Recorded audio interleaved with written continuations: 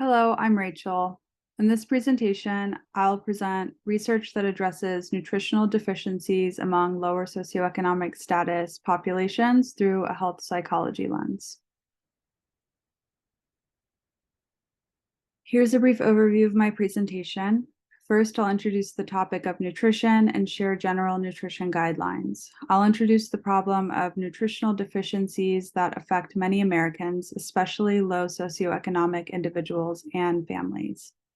Then I'll review an article on the biobehavioral factors that influence diet among this population. Next, I'll shift gears to depression as a mental health condition that affects diet. I'll review two articles that provide evidence of supplementation as an adjunctive therapy.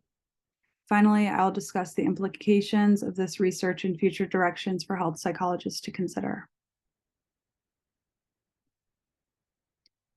When you think about nutrition guidelines, perhaps a pyramidal image comes to mind, like this one on the left. Or maybe you have a numerical idea of how many grams or cups of a certain food group you should consume each day. Maybe you can recall a time when you learned about these topics in your early education, and maybe you have long since forgotten about nutrition guidelines or healthy dietary behaviors. The good news is that the United States Department of Agriculture is still focused on improving Americans' health through a nutritional approach. A recent report from the USDA shows the one-size-fits-all approach to nutrition has evolved into a more tailored program, the My Plate Plan, where Americans can enter their metrics and receive unique dietary guidelines personalized to each body. The goal of this program is to improve Americans' well-being through diet and nutrition. The focus of this presentation is on health psychology and nutrition. The problem is that low socioeconomic individuals and families experience nutritional deficiencies that affect their mental and physical health. This presentation seeks to answer the following questions. First, what kinds of biobehavioral factors influence nutrition among this population? Second, how does nutritional deficiency affect mental health? And third, can we improve health outcomes through dietary supplementation?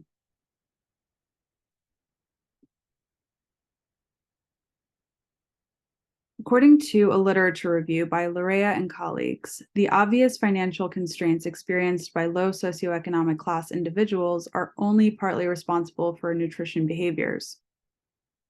The authors applied a biobehavioral theory of health, which explores social and environmental factors that influence biological responses and shape human behavior.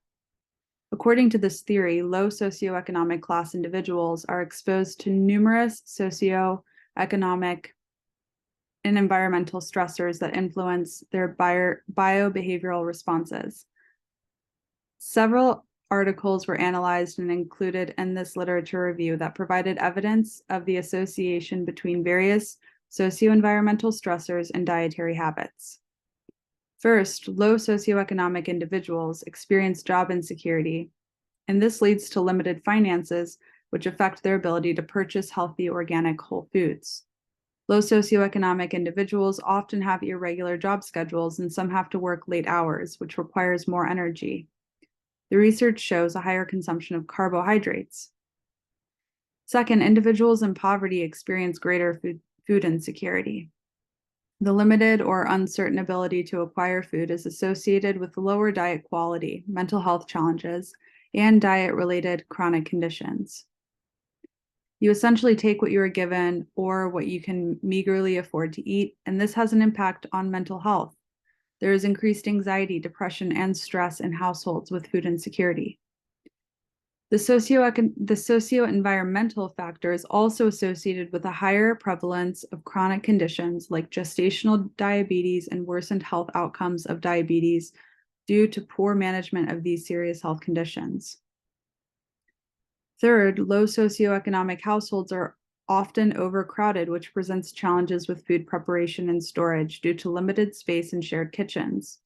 There's a tendency to focus on the positive aspects of multiple families living in the same home. However, the reality is that while we have deemed this a cultural norm in some regards, it is mostly due to limited financial capacity, and health effects among these populations would likely improve if there were adequate housing and space for individuals and families to thrive.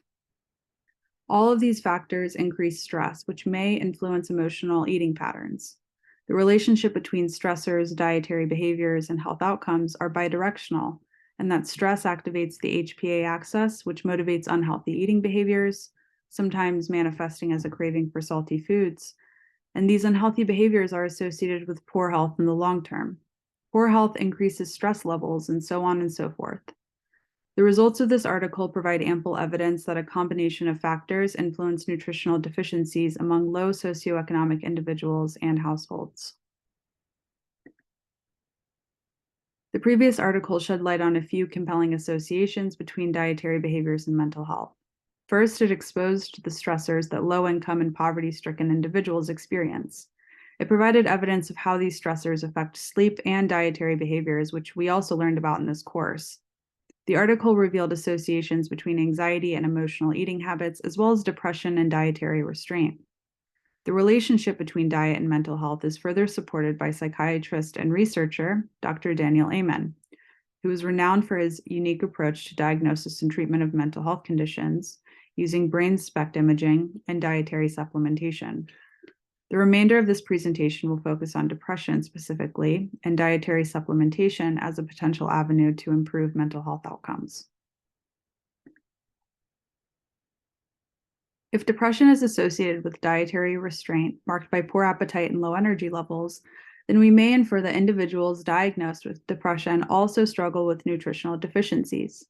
The final consideration for this presentation is, can we improve mental health outcomes via dietary supplementation? And this question poses a challenge.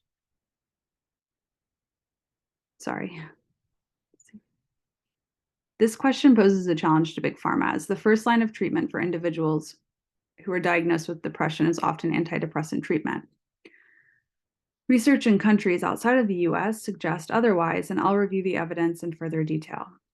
A recent cross-sectional study conducted in Iran by Ashraf and colleagues investigated the use of complementary and alternative medicine among individuals who were diagnosed with depression. The researchers recruited 300 participants from the Yasuj Neurology and Psychiatric Clinic, 70 males and 230 females. The study was approved by the Ethics Committee of Shiraz University of Medical Science. All of the participants met criteria for depression according to the DSM-5 and received diagnosis from a psychiatrist. The study collected participants' demographic data, information regarding their use of complementary and alternative medicine, and their satisfaction with treatment. Most of the participants reported the use of herbal remedies in conjunction with conventional treatment, and the data suggest high satisfaction levels with the use of herbal remedies. Another article published in the Journal of Multidisciplinary Healthcare by Thurfa and colleagues analyzed the relationship between dietary supplements and Beck depression inventory scores. The researchers collected 63 clinical studies that involved the use of specific dietary supplements for individuals diagnosed with depression. Most of the research they collected focused on a neurobiological and physiological theory of depression, with diagrammatic mechanisms to illustrate nutrient transport. The results of this analysis suggest that polyunsaturated fatty acids, vitamin D, and probiotics may work as adjunctive therapies for depression in combination with cognitive behavioral or psychotherapies.